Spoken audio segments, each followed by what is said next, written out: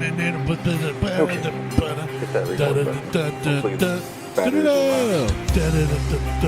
mean, we can. It's the micro USB. That's right. Wait, hold on. Let me just. It's right there. We'll just use your. You can just plug it in right there. Yeah. Your triple USB hub. A triple plugger. Yeah. Go for that top one. It's a 2 amp.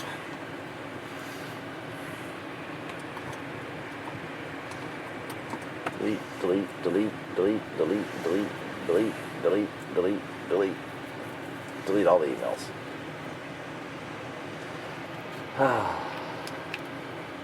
There we go. We are on This your program?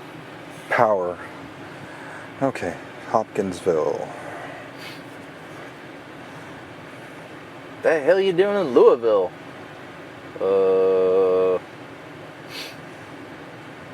I lied. Mo and I were going to the Butterfly Trail. It was all a ploy. Gotcha, bitch. It was expensive. The camera was worth it to go on the Bourbon Trail. Worth every penny. I need some sunglasses. It is. Canada needs to get their shit together, man. No shit. Like that's like it's bad enough they gave us Bieber. But then they started fucking wildfires Yeah. with meth. Then they set their fucking country on fire. I mean, they were one of the strictest countries lockdown wise for COVID stuff, and Justin Trudeau became like a dictator, a radical dictator. Like dictator. That country is in shambles right now. You need to get your shit together, Canada. Canada. Yeah, so Liz said that they uploaded pictures for this house, but I'm not seeing anything like new. Anyway, on the road again. Just can't wait to be back on the road again. What happened to malls, man? Was it Amazon that killed malls? No, I don't know. I mean, I miss a good mall. Yeah. Like our kids don't. Oh no, we still have a mall in Lancaster. But they're not like the malls we had. No, it doesn't have like a National Record Mart or the Wall or any of those things, like the record stores where you actually go in and... What kind of record shops did you guys have here? Like, because like out west we had Warehouse. So Warehouse Records, and we had Tower Records. We didn't have Tower. Like when I was in Texas, they had shit. I can't remember what it was called. Hastings. Yeah. So Southwest was Hastings. Okay. We had NRM, which is National Record Mart. Uh-huh. And then we had the Wall. And the Wall was just that was it. It was like literally a wall of CDs. They didn't really put anything in the middle of the store. Oh, it was all just on the periphery? All on the, yeah, and it was the wall, and that was the premise. It was you were going to, and sometimes there was one CD on the wall for the band you wanted, and they had to walk into the stock room to get the other CD. Oh, so they had all the stock, like, on the walls? Yeah, it was just okay. all on the walls. And they called it the Wall. And they weren't terrible. Like, National Record Mart was like your basic record store that you'd go into. Like they had posters and cassettes and CDs and vinyl, and you could buy like little buttons and shit like buttons and stickers and pins and all the goofy shit that you would wear to Applebee's or tchotchkes.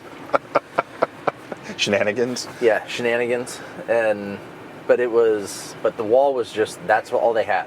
It's basically just CDs and cassettes, more so CDs, and it was okay. But the prices were cheaper than National Record Mart by like $1 or $2. Like, do you remember because I think I was having this discussion with my wife, like when you bought a CD, it came like in a cardboard container? Ours were plastic, like the plastic safety containers. So you couldn't shove them in your pocket. So, is that what that was for? Yeah, it was. They were security. They were like security things. Like the thing was like a foot and a half long. Yeah, the cassettes used to be on those too. Yeah. Well, so no, before that, it was the same length as that security frame thing, but it was a piece of cardboard and it was like a record jacket. So it'd have like the album cover, then you flip it over on the back, and it would be like it would be the equivalent to like the album liner. Oh no, I didn't. We didn't have those. We had. I don't remember seeing those. Like we had like the 9 Inch Nails album, Downward Spiral, had a book in it. Like an actual book? Yeah, like it was. It was a double fold open case. One side had the CD, and the other side had basically. That's when you knew you had a badass CD. Is when it was the different jewel case where where both sides opened up. Yeah. That's when you knew it was worth more than $12.99 or whatever they were selling it for back then. The Woodstock 1995 CD is, I think it's a 3 or 4 CD set, and it's crazy. Like it's one single CD case. I'm dating myself at this point. It was super thick. So like it folded open once, and then it folded open again, and then it folded open again, and had like 3 or 4 CDs from all of the sets that all the bands from each day. Yeah. It was. I think I still have it. I have to double check that. Was that the last one? No, they did like Woodstock in '98 and '99. Which one was the one where like the shit just like imploded on itself? That was 1976. No, that one was good because it became a free concert, and from what I always hear the stories of not eating the brown acid. Yeah. I think I need to have a conversation with my uncle. It was in the 60s. I think my uncle was there. One of my uncles, Uncle Brian, like he needs his own podcast because like he's just been through so much stuff, like because he came up in that civil rights era. Oh yeah. And so, but he was like big into funk and rock and all that stuff. So he gave me this picture. It's of Jimi Hendrix playing at the Baltimore Civic Center the weekend before he set the guitar on fire. In San Francisco at that Monterey Music Festival. Yeah, in protest. Yeah, I was like, what? He's like, you're giving this to me? And he was like, yeah, I just have it. I was like, no, you have 2 other sons. He's like, no, I got plenty of these. I was like, are you sure? And like, I have it in one of those. Frame it and have it? It's framed and it's in one of those UV protected frames. I was just like, holy, like I was baffled when he gave it to me. That's awesome. Yeah, but I think part of the reason he gave it to me is because he knew how much I would appreciate it, because he knows how much I like Hendrix. He was good. He died young. Yeah. Was the 27 Club? Yep. What, Hendrix, Morrison, Joplin, Jesus? Yeah. Yeah, they were all. Was River Phoenix 27? Ooh, I don't know. He may have been a little younger. I feel like he was younger. Yeah, I have been. Me and Mel have been to the spot where he died, at the. Was it the Viper Room where he died? Yeah. I think so. Then who was the actor that drove his? James Dean. Yeah, I think he was 27. Was Marilyn Monroe 27? She may have been older. I think she was a little bit older. I feel like she was like in her 30s. Huh. Like lower 30s, like 30, 32, 33, maybe. But no, the Woodstock thing. So they had the one in the 60s. Yeah. And they redid it again, like with Limp Bizkit and Korn. Well, no, there was one before that. Was there? The one, I think the Limp Bizkit one 92. is the one that where everything fucking went apeshit. Because I watched a documentary on it, so of course I should remember this. But that was the one where it just like, where girls were getting assaulted and people were breaking into the ATM machines, and I just remember it was at Griffiths Air Force Base. That wasn't. That was the one where everything came to a head. Was it? Was there a Woodstock 90? There were. I want to say in our lifetime, well, there were 2 or 3. Woodstock 94 was. That was this is the Inside the Craziest Festival of the 90s. And then there was. Yeah, Woodstock 94 was the one, not the 95. First. That was like 9 Inch Nails and Metallica, and they like all the bands of that era were. And that was like the first one since like whatever. 69? 60, yeah. And that was at Woodstock, Georgia. Like that was at New York. The original location. Yeah. But then There was like a Woodstock. I swear there was like a Woodstock. There's a Woodstock 99, but I don't think there was one between 94 and 99. So was 99 the one where... 91, I think 99 was where all the debauchery and shit was going on. Yeah. I think I watched... that's the one that, like, went to shit real quick. I think we watched that documentary during the Panarinini. And, Oh, there's actually a documentary on it called Trainwreck on Netflix. Maybe that's the one that me and Mel watched. Woodstock 99 was the... So, yeah, I was in Japan, so I don't think I even saw or heard any about it, so it's kind of not a clear memory for me. But I remember watching that documentary and then hearing about it, and then I was starting to piece stuff together, and I guess I never realized how bad it really was. Yeah, I did not watch that one, but I heard that one was a complete and total shit show. But I did watch every day. I watched Woodstock 94, like up in my room, blaring music, getting yelled at by my mom.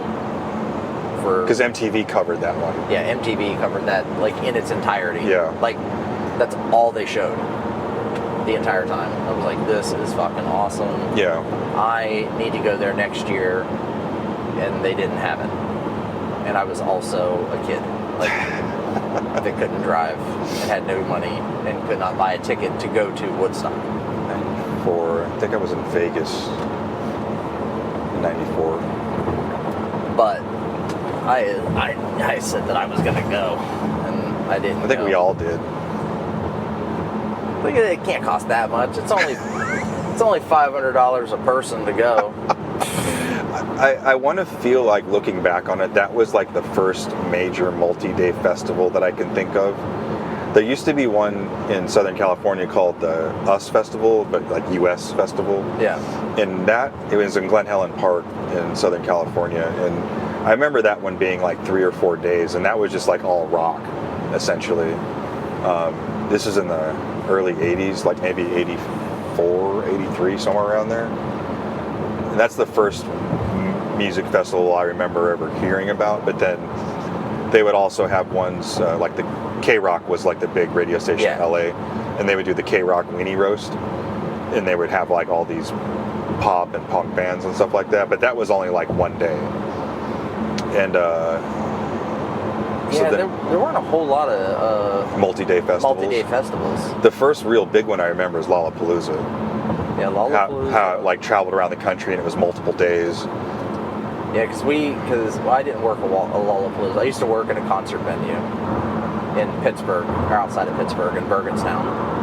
It's the one where you got punched in the face? Yeah, I've been assaulted several times.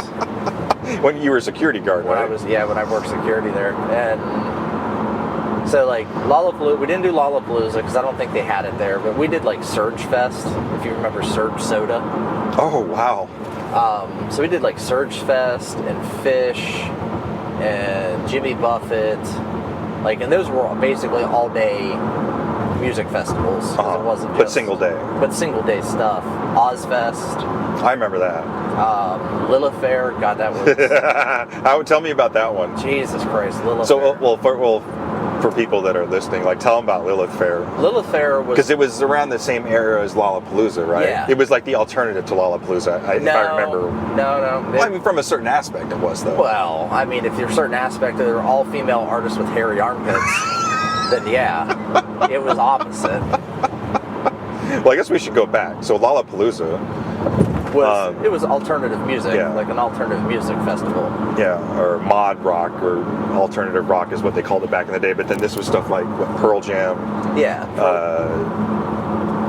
Pearl Jam. Chili Peppers. Jane's Addiction. Jane's Addiction. Who else? Why am I... Like Cracker. The stuff you would probably hear on Buzzbin on MTV. Yeah. That sort of stuff. It was 90s rock at that time. I don't know if like Nirvana was like in that groove. I never saw Nirvana. But I feel like, Stone Temple Pilots. Yeah. So it wasn't like hard. Alice in Chains. Yeah. It wasn't hard, so to speak, but it was like a lot of stuff that was being played on the radio that was considered alternative rock. Yeah. Yeah. It was like grungy alternative rock. Yeah. That Seattle But sound. Lilith Fair was... It was... Was it multi-day? No, it was one day. Okay. It was a one-day thing. It was all female artists. Cool. But even like the shops and everything, like the vendors, it was all focused towards women, right? Yeah, it was all focused towards women run. It was women. Yeah, it was, and which is great idea. That's pretty cool. I'm all for like women empowerment. I'm girl dad. Woo. Yeah. Same here. But like the fish concerts. Those concerts. Everybody smelled awful. Yeah. The people smelled like fish that went to go see fish. You're smelling dirty basically hippies. like dirty hippie balls and vagina everywhere. Lilith Fair, you had a combination of dirty hippie chicks, not a whole lot of dudes around. Yeah. So it was a lot of it was fishy. It was a little fishy. Was that? No, that wasn't where. But it was. I'm trying to think of art. It was like Tori Amos and Sarah McLachlan. I want to say like Hole was there. I think Hole did. Yeah, I think Hole did the one year that I because I went to it twice. So like L7 had to be there. L7, the Four Non Blondes. Okay. Did that shit. I'm trying to. There's a name that's on the tip of my tongue that I can't think of, and it's like another multi-girl band. Veruca Salt. Veruca Salt, but no, it's a individual soloist like Sarah McLachlan. I can't think. Ironic. Who did Ironic? Oh, right. Alanis Morissette. Alanis Morissette. So she was there. She did it, and it was. I mean, it was for the most part, it was a good show. Mm-hmm. Oh, Meredith Brooks. Yeah, the women. You think like fights with guys are bad? Oh, the chicks were getting in fights? Oh fuck yes! It ain't peace, love, and happiness. It was. There was some scrapping going on? There was a lot of scrapping. And it wasn't just scrapping. Wait, were you working or were you... I was working. Okay. Yeah. It was like women latching onto hair and not letting go. Like no matter how much you tried to pick up, this wafer thin model looking chick with bad teeth, and try to carry her off, she did not let go of the grasp of the fat chick that she got into a fight with over jumping the line at the bathroom. Is it like how when your kids are toddlers, when they go to sleep, they triple in mass? That sort of thing? No. It was she was still very light in weight to pick up. Oh, but the grip. But it was her kung fu grip on the woman's weave that she just would not let go of. Wow. Was it over did someone drop a joint or something? No, it was over this particular one. This particular fight, because there were several that I was not a part of. But this particular fight that I was a part of, this oversized lady was high as shit, drunk off her ass, and she just for clarification, we are a body positive show. Some bodies. I'm positive that some bodies don't need to be out there showing their things. And we're canceled. No, she was a heavier chick, and she was drunk and high, and she basically stumbled, cut the line of the bathroom. Oh, yeah. But not by she didn't But you don't cut the line for a bathroom, period, men or women. No. It's not cool. But she just wasn't really paying attention, and she just kind of stepped in line, and this woman behind her just lost her shit. She wasn't about that life. It wasn't long, but there was a line. But there was a line, but also order had been established. She did not go to the front of the line at the door. It was 3 people back. There's 3 people left in line. She just kind of oh well, just I'm going to go stand in line. And this woman just lost her shit, grabbed her by the back of the head and started punching her in the side of the face. Wow. And she was just a scrappy little, she couldn't have weighed 110 pounds. Soaking wet. Yeah, she was this scrappy little girl beating the shit out of this woman who's 170, 180. In the 90s, that wasn't fit. That was just big. So, she just started hitting her in the side of the head. We come over and I just picked her up and she had a hold of her hair and would not let go of her hair. I'm would you fucking let go of her? She's I ain't letting, fuck that bitch. She da da da. I'm let go of her fucking hair. So and then he had another guy come in and he starts prying her fingers off of her hair. So she was about it. Oh yeah, she was all about it. She said not only was she throwing hands, she was throwing fists. She was kicking and screaming. But I mean, she did some damage to this lady's face. Like, it started bruising and swelling almost immediately. I Wow. was like, so she had to go get medical attention, and then the other girl got, arrested for assault. I was like, was it worth it? Because don't you piss on me. Yeah, that was going to be my other question. Like, did she, hopefully in the midst of the kerfuffle, she did not, like, pee on somebody? Luckily, no one relieved themselves. But it's like, working at a concert venue is something special. Like, that's, in some cases, it takes a special kind of person to put up with someone's bullshit. Because you get a lot of bullshit. Yeah. Speaking of bullshit, here's Frank. Oh. Connect a phone. Ciao, Strozzo. I had a dream. You used to read Word Up magazine? Yeah. MLK had a dream too. Yeah. Jesus. I had a dream that you were smiling at me. You were proud of me when I was using the friends. That I was proud of you? Yeah, when I was using the friends now. That's why it's called a dream, Frank. Come on, don't be so bad. Yes. The Frank cam is going to be that'll be on the list for your OnlyFans. You sound like Darth Vader. Darth Vader? I am your daddy. So, when are you gonna be here? Next Friday, right? Yeah. Yeah, we're leaving. Yeah, we're leaving next week, next Thursday to get there. Yeah. Yes, if you want to find all your jokes dead. No, we just we stopped at Louisville and had lunch. Let's go. We're a little over 2 hours away. That's really good.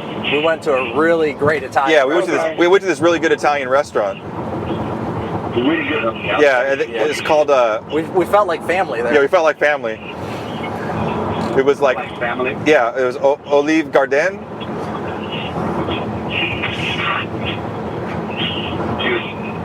They said it was authentic. Authentic Tuscan cuisine. I took the tour of Italy.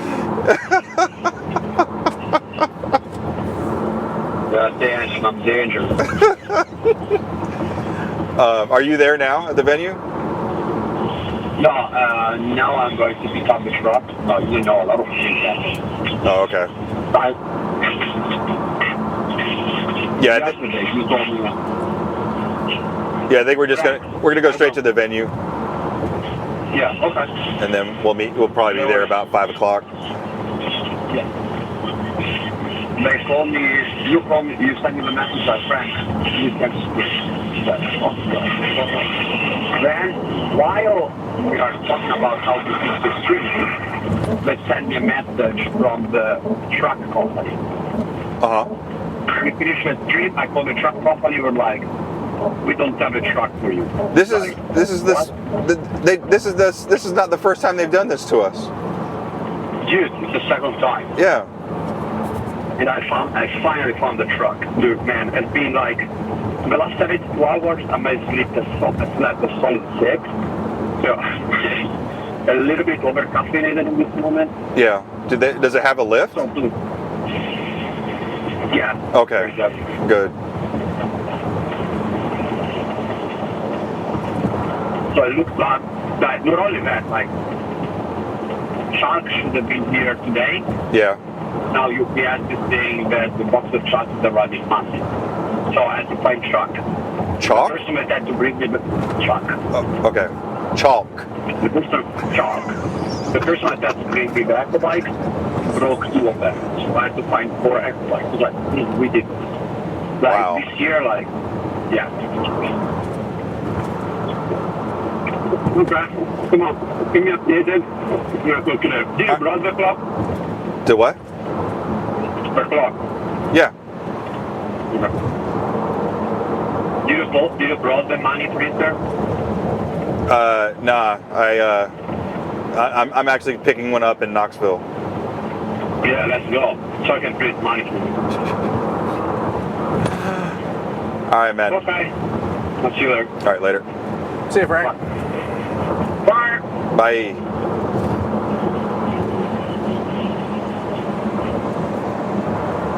Ladies and gentlemen, Frank. Frank. I had a dream. Yeah. So did MLK. Jesus. Canceled.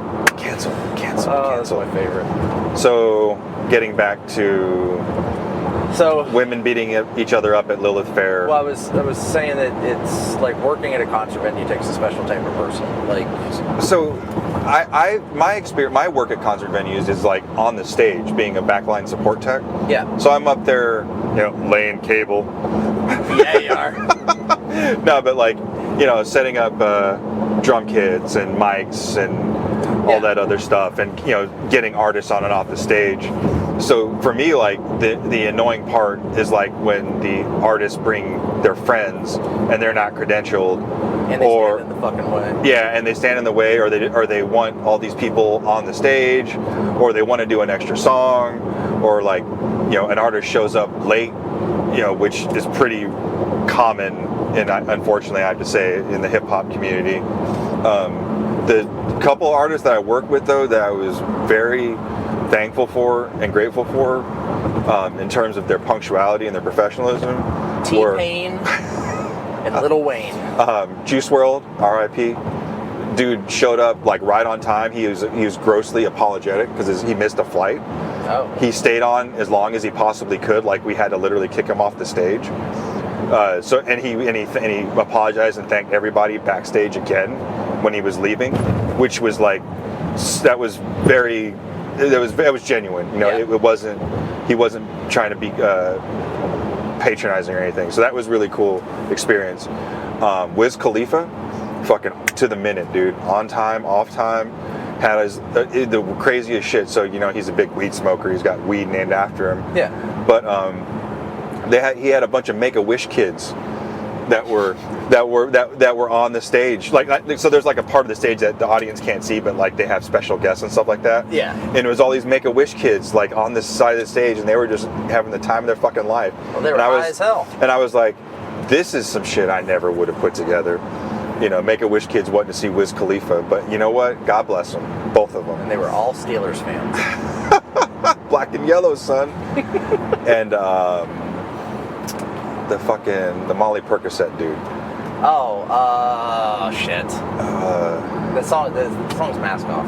Yeah, Mask Off. And now I can't think because I listen to it like every other week. But like, I was Lonely Wolf. Lonely Wolf? no. But I was really like, it was like military precision, dude. Like, manager came up, like 15 minutes before he was supposed to get on stage. Future. Yeah, Future. Manager came up, hey, I'm so-and-so, blah, blah. He's like, these are the people that we have on stage. These are all the dancers, blah, blah, blah. And like, he would just like tell us all the people who we need to know. He's like, anybody that does not have one of these stickers, do not let them anywhere on stage. Me and my buddy were like, damn, dude, Cool. this is fucking awesome. You're doing my job for me. Yeah, he came, his intro music came on, and then like boom, like to the second, like he walks out on stage. His dancers were really cool because they were like running on and off the stage. They were jumping off the stage into the pit and they kept coming back around. I kept looking at them like, what the hell happened? What are you guys doing back here? And they would run back on the stage to dance and stuff like that. And at the very end, like, he dapped us all up. He was like, thanks, man. It was an awesome, great show. We appreciate you. And the manager was like, hey, man, thanks. You guys did a great job, blah, blah. I was like, man, see, that's where like other artists, which I won't name, just like show up late, leave early, just all kinds of disorganized. And it just like, it frustrates me from the audience perspective because they paid a lot of money to be there. Right. And you're supposed to play an hour set and you're shorting these people like 20 minutes. Now 20 minutes, that's like 5 songs. Yeah, we're talking to you, Easy. Eric Wright, you hear me? Artists that, aside from the hip hop artists, another artist that really like impressed me, like it just wasn't expecting it, was Machine Gun Kelly. Oh yeah. Dude, he was the headliner for that night, so he didn't go on until like 9 o'clock. Dude showed up at like 1. Did a sound check, stayed there. His whole band stayed there. He was there so long, I forgot he was there. He was in his trailer. I just remember looking out one time. He's standing there, you know, shirtless as always, eating cereal, just talking to people, taking selfies. Like I was like, this motherfucker's unreal. Like he was just the coolest dude. And there was another band that wanted to come up on that had performed earlier in the day. And like once a band goes off the stage, you're not supposed to let them back on, especially if they're like one of the opening acts. Right. And they're like, come on, man, just let us up there. And I'm like, man, I can't let you up there. And then they look at him like, Kels, you know, cook us up. And I look at him, and Kelly's like, it's cool. And I was like, all right. I mean, but, if he says so, it's his show. But the dude, like, he plays multiple instruments. I think he played the piano and the guitar in that show. At the same time. No, with his toes. But the thing that gets lost in his music, like when you listen to it, is his band is super talented. His drummer, he's from Ohio. Really crazy story. Like he dropped out of high school to go play full time for MGK. Like they're all just really talented as a band, and I think it kind of gets overshadowed just by, you know, all things that are MGK. Yeah. I don't know. I don't think I've ever listened to anything from Kelly. I didn't listen to anything until after that show I worked with him, because I was like, man, I really need to check him out. I just heard about the beef between him and Eminem. This was right when that guy. This is right when that happened too, because the first song he did was Rap Devil when he came out, and everybody was feeling it, man. And I was like, you know what? I'm gonna check this dude out. I'm gonna give him a shot, and his music's all right, you know. Like his newer stuff is more punky, because he's working with Travis Barker, so obviously, yeah, so it's if you're gonna do that, you know, it's gonna be it's gonna be more Blink 182. Yeah, Blinkish. But yeah, his other stuff before that, like just give it a listen. You know, I may give it a listen. Yeah. We'll see. The only, like, when I worked concerts, we didn't really interact with the talent. Artists. Yeah. Like I met the dude from Blues Travelers. Popper. Yeah, I met him. John Papa. I think it's Popper. John Popper. Yeah, I met him. I met Ben. Ben Folds. No, God, I can't think of his name. No. Affleck. No, Affleck. Franklin. Nope. I wish. I don't remember. He was just like, he was kind of a folk singer, black folk singer style. Really good, like fantastic, great guy to talk to. But then I also met like Dave Matthews. That guy's a fucking asshole. Oh, really? Well, he's South African. At this time, I mean, it was at a Dave Matthews concert. So was this like at his peak? Yeah, it was like right around his peak. Like, so this is in like '99. Yeah. And I got put backstage, just backstage security. My job was basically just to stand there and make sure that when the artist came up from backstage, like no one rushed them. Yeah. Because the way that it wasn't like, you know, how you picture a backstage at Star Lake. It was like the buses and everything were parked right behind the stage. Yeah. They come right through a door and yeah, and that's right there. That's mostly how the stuff I work is, because they're festivals. Yeah, like this, but this is a permanent structure. Okay. Type. It's an amphitheater. It's a permanent structure, but there wasn't like buildings back here or anything like that like people were hanging out in. Mm-hmm. But there's like a little green room area. Yeah. And that's it. And that's where, you know, the artists would hang out there before and after their sets or whatever. Well, I'm standing there. My job is just to make sure that the only people in there are the artists, the talent, whoever that they take in with them. I'm standing there, and Dave Matthews, like, he kind of peeks his head out, and he's like, "We need water." Okay. Go get us some water. Yeah, me. And I'm like, I don't give a fuck if you need water. Like, go get water. He's like, well, we need you to go get water. I'm like, I'm not going to get water. Like, I have to stay here. Yeah. So then he got pissy, and he called somebody, and then, like, the head of security comes over, and he's like, "Did he ask you to go get water?" I'm like, "Yeah, I got to stay here, though." He's like, "He asked you to go get water, just go get him water." I'm like, "But I can't leave." I was like, this is this is what I was told. This is what I was told to do. My prime directive. And, like, I was a Dave Matthews fan before that. Until then. Until that point. And I'm like, well, fuck that guy. Yeah. Like, what a prick. That's unfortunate. That's a shitty thing to, like, oh, go get me water. Go get your own fucking water. Yeah. You have runners, you have people, you have a rider. Go get your own, make sure you have enough water for all those, college chicks in there you're trying to fucking bang. But, yeah, it was, like, I cannot confirm if it was actually Jack Osborne or not, but we had a kid. It was about his age at the time, so this is 99, so he's about his age. This kid comes up and it's at Ozfest, and I'm inclined to say that it was not him, but he's full paint on his face, a skull. So yeah, good luck trying to figure out if it's him or not. So and he's just kind of a pudgy kid, and Jack Osborne was a pudgy kid when he was a teenager. What was the show called? Pudgy Kids? Yes. The Osbournes? Is that what it was called? I think so, yeah. Okay. And that was the Ozzy and Sharon. Yeah. Yeah, the Osbournes. Sharon! It was like on VH1 or something. I think it was MTV. Or MTV. Same company. Yeah. Same, but different. But yeah, so like, he just comes up and he's like, I need to get to the pit. I'm like, no you don't. He's like, do you know who I am? I'm like, I don't give a shit who you are. Yeah. He's like, I'm Jack Osborne. I'm like, okay. He's like, my dad's Ozzy. This whole thing is mine. I'm like, yeah, okay. You're not getting into the pit. Come back with a pit pass. Yeah. I said, if your dad's Ozzy and you need to get to the pit, you wouldn't be going through me to get to the pit. Ipso facto. Yeah. And then the kid he came back with a pit pass. I'm like, where the hell did you get that? Who'd you steal that from? Shit. And he's like, I got it from my dad. I'm like, bullshit. Whatever. So I can either confirm or deny that the kid was. But he had a pit pass. I'm like, fuck it, go. Yeah. I don't care. I said, don't die. Because at that point, I think Rage Against the Machine was on. Oh, shit. And they were right in the middle of Killing in the Name of. Oh. And I'm like, see ya. Have fun with that. Have fun with that, you little shit. But yeah, there were other fights. Like I get punched in the face and fish hooked in my eye by a Golden Glove boxer. Jesus. I think that's the story I was thinking about. Yeah, that's the story that's like the one that when people ask, I'm like, oh yeah, I got assaulted by a Golden Glove boxer. There was one guy.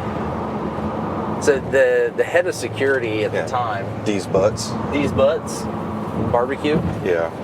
The head of security at the time was a very large guy, not fat, just massive. Took up a lot of real estate. And he wore a ring with a lion's head on it. Like, it stuck off of his finger. Mm-hmm. And he wore this ring, and at the end of almost every concert night, he'd sit there with a toothpick and he'd be picking shit out of the ring. Oh, yeah. Because he had punched somebody several times. That's disgusting. Yeah. And that's the same guy who told me that I had to go get water for Dave Matthews. But he snatched up that Golden Glove boxer faster than I've seen anybody snatch anybody up before in their life. And then immediately threw him to the ground and had him pinned until the cops came and put cuffs on the guy. And he's like, you want to press charges? I'm like, no. He's like, how's your face? I'm like, it hurts. It hurts. I mean, I kind of did it to myself. Like, we were trying to get the guy to calm the fuck down. I jumped on his back and tried to put him in a chokehold. No. But not knowing the dude was, 10 times stronger than I was, because he literally fish-hooked me with his right hand in my left eye and pulled me over his shoulder. Fuck. Yeah, like my eye was bruised, like it hurt like hell. I was lucky I didn't lose my eye. But yeah, and then he also punched me in the side of the face. Not hard, thankfully, but enough to make me see stars and Tweety Bird. But it was just like that whole night was just a clusterfuck of. Was this the Lilith Fair concert still? No, that might have been Tom Petty. Wow. Yeah, I was at one of Tom Petty, I was gonna say one of his last concerts. That's not true. One of his tours, I think it was Mary Jane, it was one of the last dance with Mary Jane. Yeah. Fly, learning to fly. That stuff. Those were his Into big the Great hits. Wide Open. Yeah. And we were up in the upper parking lot, and that's where Where was this venue at again? Burgettstown, Pennsylvania. It used to be called Star Lake Amphitheater, and then it was the Coca-Cola Amphitheater, and then it was the Pittsburgh Post-Gazette Amphitheater, and then who knows what it is now. It kept changing names. But I'm trying to think of some of the other shit that we got into there. Like for Fish concerts, it was Multiple. You see, yeah. So they handed out gloves, like latex, like not just your regular old like to the wrist, like latex. shark proof. No, like elbow, like inseminating a fucking cow gloves. That's kind of that's mildly concerning. Jerk off the bull and then shove your hand in the cow, like elbow high gloves. They didn't want anybody touching anybody. These people. Like it was everybody. Yeah, well, I mean that's what it was. Like these people were going to be sweating and dirty. They may, we had last year some guy he was in contact with acid. Not acid that burns, like LSD. Yeah, that like acid. He got high. Like one of the employees got high as shit because he grabbed a guy and he was like just soaked in acid. Soaked in like sweaty acid, and he got. It sounds like a bad time. Yeah, and I was just like, I don't want to fucking do that. And then you'd walk over, and I'm like, no, don't fucking touch it. I'd put my hand on it, get away from me. You dirty hippie. Dirty fucking hippie. You smell like patchouli oil and BO. And it took a good, whenever that concert happened, because like the next day you'd go get your paycheck. So you got paid for it wasn't like weekly, you got paid per show. Oh, interesting. So, which was nice. So the next day I'd drive up and they're like power washing everything. Like you just have a crew of power washing. I guess I've never thought about that. That's like, that is a concern. Like if people are just... a friend of mine told me about, he went to some concert, I don't remember what it was, but he said some guy was going around with a water gun that had acid in it and spraying people. Yeah, I mean, I've never done acid, but I guess it's mildly terrifying. Like if you're tripping, but you don't know you're tripping. Yeah. Like when you start seeing flying eyeballs. And all kinds of other goofy shit. But yeah, it was just like they were just power washing everything down, getting ready for the next concert. But I had a lot of good times working there. I mean, I had a lot of good bootleg T-shirts because that's primarily what my team focused on was bootleg T-shirts. Just stopping guys from bootlegging. Like we'd walk around in the woods in the surrounding area because that's where the bootleggers would hide their shirts. And we'd take all the shirts and then we'd go put them in someone's car. That would suck coming back to your stash and it's fucking gone. Yeah, and then we would lie to the bootleggers and tell them we didn't take their stash, but they needed to give us half of whatever they had on it, and we'd let them sell the other half of it. And he's like, I only got 10 shirts left. I'm like, well, give me I guess 5. You got 5 now. Give me 5 and I'll let you sell those other 5. Man, I'm just trying to make a living. I'm like, yeah, so am I. Yeah, because I'm gonna go sell these shirts. And we gave them away. We'd like hand them all out to everybody in security, and then we'd send the rest. They all get sent off the incinerator. One guy tried to tell us his shirts were legit. These are legit shirts. I'm like, then why the fuck is the artist name spelled wrong? Yeah.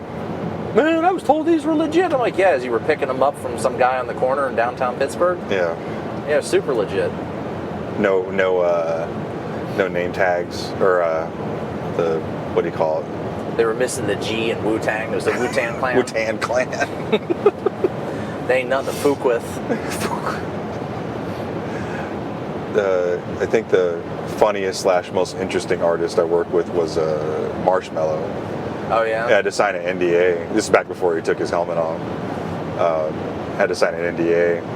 He was very cool, but like it's like knowing what he looks like before he took his helmet off is like I get it because he's just like this nondescript white dude. Like even if you look at his picture now on the internet, like he's just this nondescript white dude. So it's like you could figure out you would never know who he was because he would blend in. But it was me, Mo. But he was that was Will Ferrell. Didn't you ever see that? No. He was at, I think, MTV Music Awards, and like he took off the helmet and it was Will Ferrell.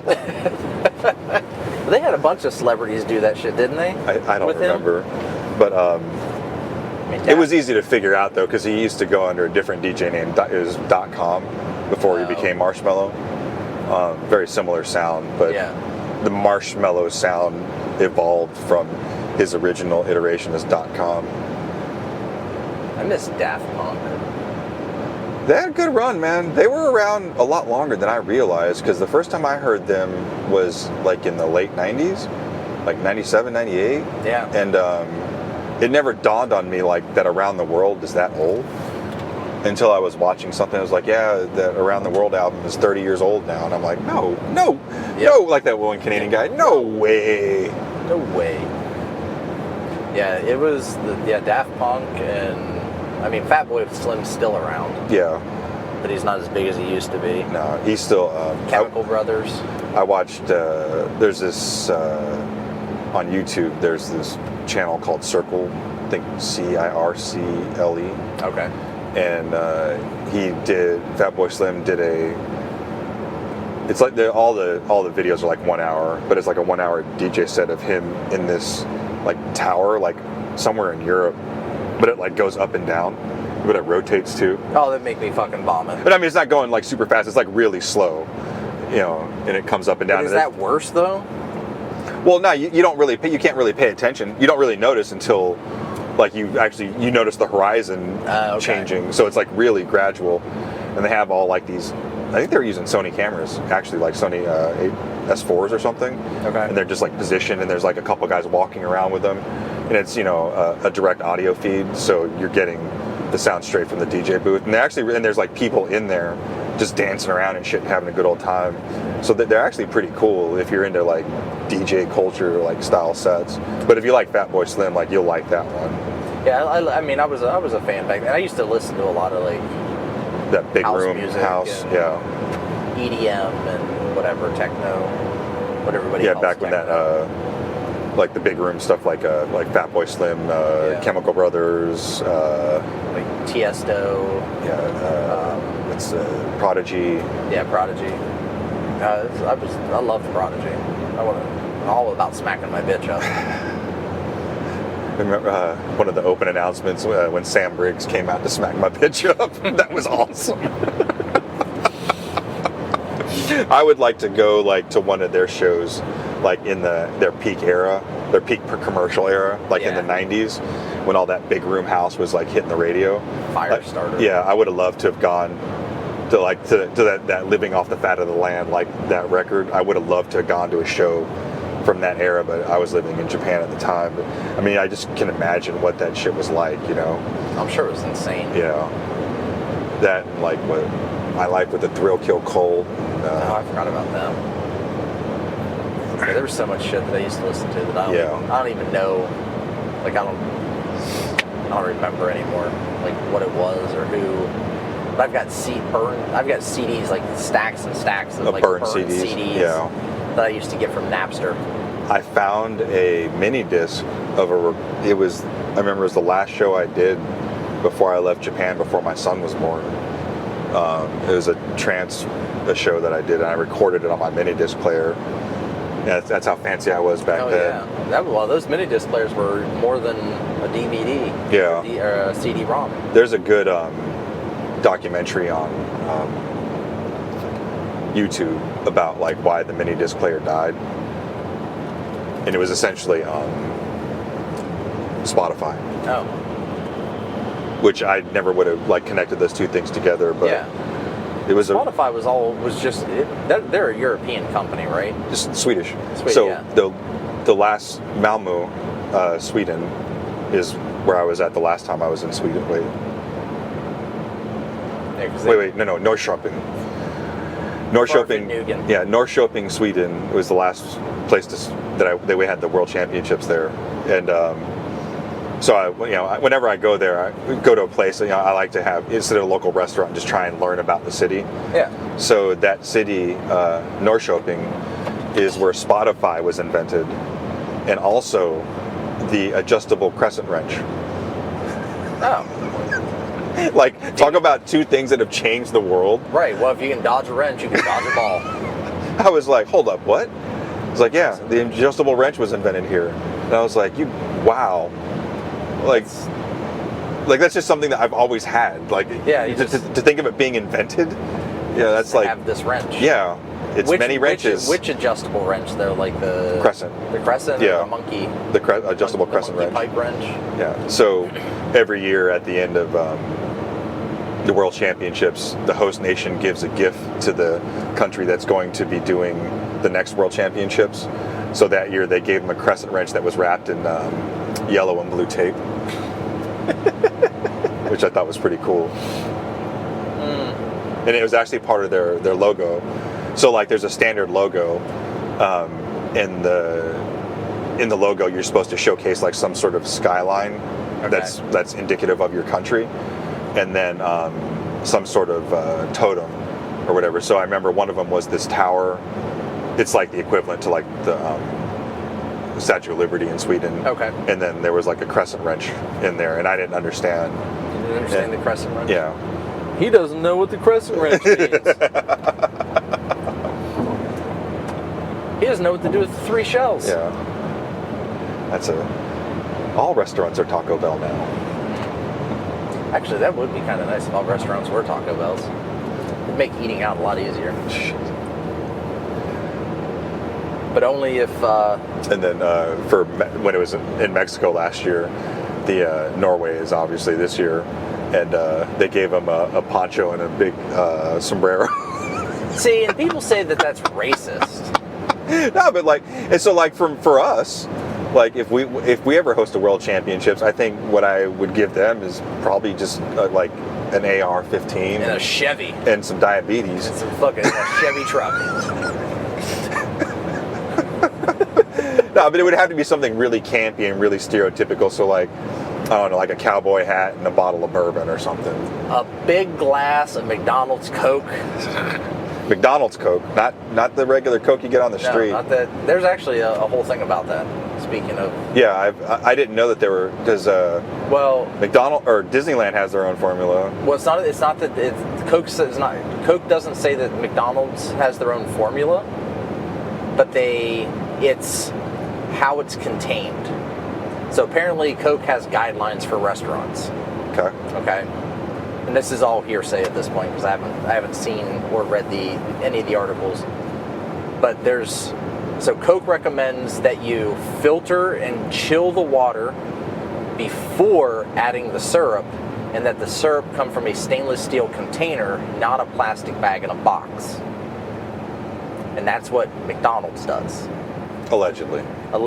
Okay. So the water's cold before it mixes with the syrup, and then the ice doesn't melt as fast, which retains the sugary The flavor, goodness okay.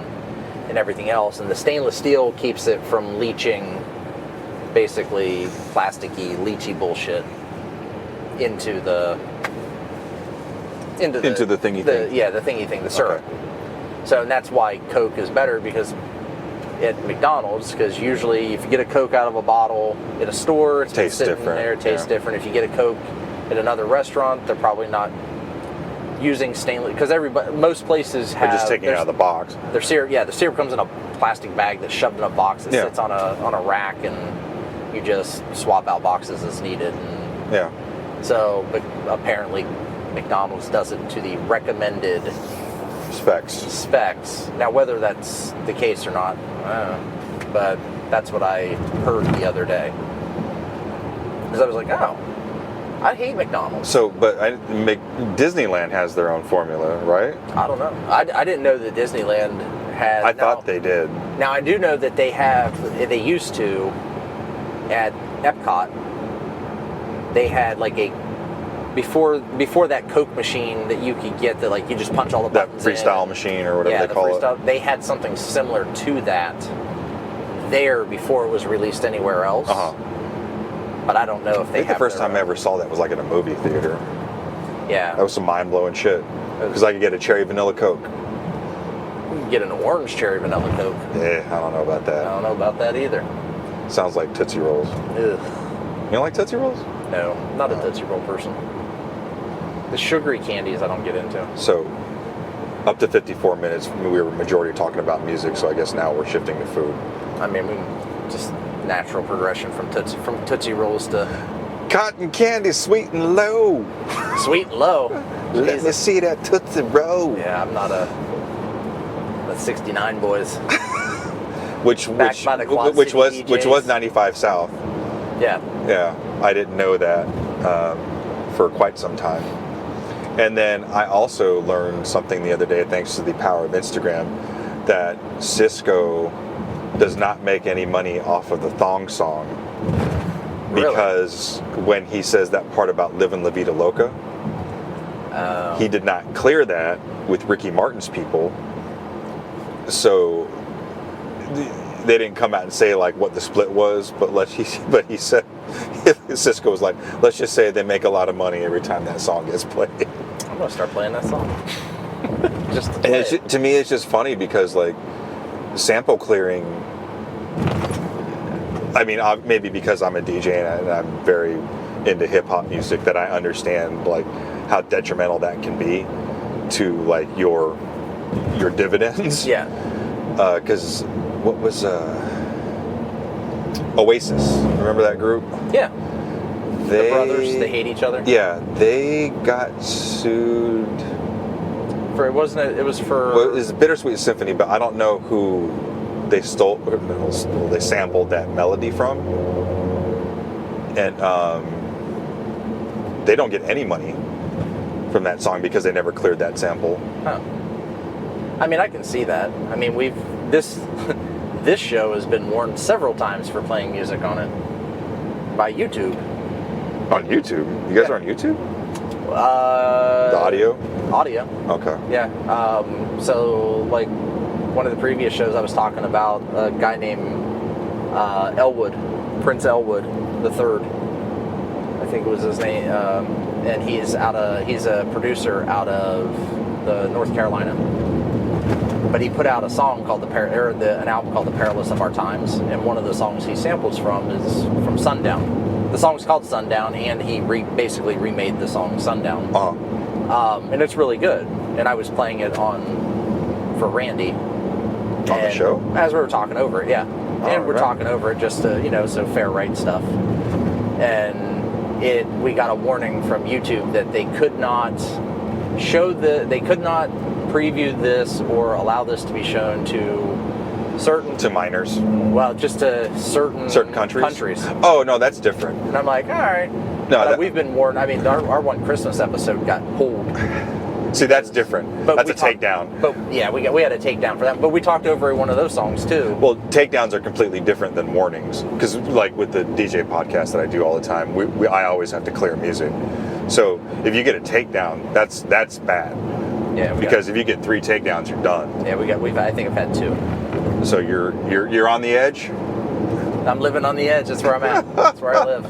But the other one, just the copyright warning, like that's just a lot of it has to do with the rights in certain countries. Like maybe that label doesn't have rights or whatever. Because I get those all the time, and usually like as long as it doesn't say that the rights are banned in the USA, then you can just go ahead and leave it on there. No, I just leave them all up. I think I've had 2 takedowns. Well, but like for me, like Christmas shows. I might be using music like like as we're talking about equipment or something like that. Yeah. So it's I can't just have it like muted. No, I get that part. Like I just like the whole like I understand. So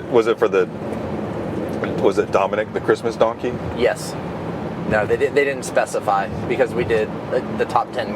Is that his name? Yeah, it was Dominic. Yeah, I Christmas donkey. I had never heard that song. You should ask Frank. Like, hey, Dominic? He's the Italian Christmas donkey. Yeah. Hee-haw, hee-haw. I had never heard that song. Yeah. Until you played that. And what was the other one that got? It was part of that. It was like Christmas in Hollis with Run DMC. Yeah. There was one by Corey Taylor, who is the frontman for Slipknot. It was like Merry Fucking Christmas or something like that. There was Dominic the Donkey. You ever heard his commercial for Slipknot cereal? No. There's a Slipknot cereal? It's just a fake commercial. Oh. Every box has a cup of broken glass. Because broken glass is metal. I'm gonna have to look that one up. I can't remember who else we did on that show, but it was like copyright infringement, blah blah blah blah blah, takedown. We're taking down this, and I'm like, but what about like fair use, and because I read about copyright infringement, whatever. Yeah. And I get that, but I'm not sitting here playing the song in its entirety for someone to go, like, I'm playing 10 to 15 seconds of the best part of the song while we're talking over it. And I was just eat shit, because you guys, like, there's all these different, like, Marvel and Star Wars and music review sites, and they all play music and they all talk over it, and they're not getting taken down.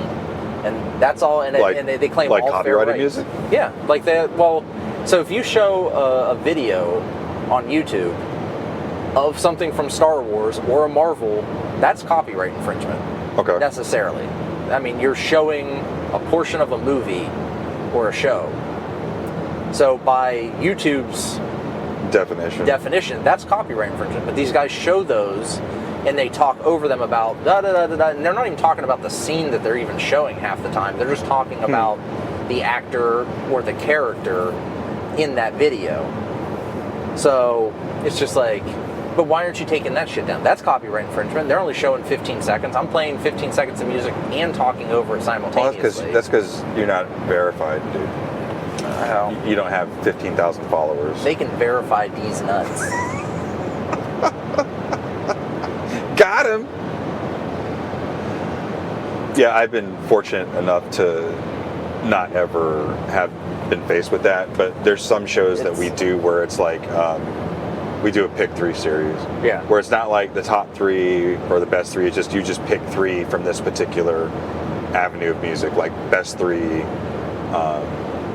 hip-hop tracks, or pick 3 hip-hop tracks, or pick 3 Halloween themed tracks. When I did that one, my number 1 was the song called Goodbye Horses from Silence of the Lambs, when Buffalo Bill's doing that dance. Jesus. That's awesome. Nobody knows that song, but as soon as if I just told you the name of it, like, you don't know that song, yeah, well, but as soon as you hear it, you're like, da, da, da, and people start cringing, yeah. Rubbing nipples, tucking penis. Yeah, it's, so, we went from music to food, now we're back to music. Yeah. But anyway, so what we would do is, like, all 3 of us would pick 5 songs, and then we'll record, like 30 seconds of each song, and then run it through YouTube first. Okay. And then it'll say, like, this song, copyright. It'll say, like, block or strike or whatever if you publish this. Okay. So that's how we kind of set ourselves up to not get taken down. See, this happens automatically through Podbean. The posting to YouTube is an automatic. It's part of the publishing process. But like I said, we screen it first. Yeah. And then whichever ones don't make the cut, then we pull those. And we pull those out and just add in whatever we want instead. Because I'm curious as to how some DJs, where all they do is just sample other people's shit. Oh, they clear that shit. Not everybody's clearing that. But it depends what you're doing. So, like, if I'm playing, like, at a CrossFit comp, and I'm sampling and shit like that, no, I'm obviously playing other people's music. Right. That's different. But if my intention is to make a mix and monetize all that, then I have to then get you have it to cleared. clear that. Yeah. Yeah, that's the other thing. I'm not monetizing off of this show. This is. But like with music, like if you're like that whole Cisco thing, yeah, you have to get that shit cleared, and you make an agreement to whatever beforehand. Yeah. But like the whole thing with Cisco is like that song was blowing the fuck up, so they were like, all right, motherfucker, we want half. You said "Livin' La Vida Loca" one too many times. You said you spoke Spanish. Yeah. Now you know it. Yes.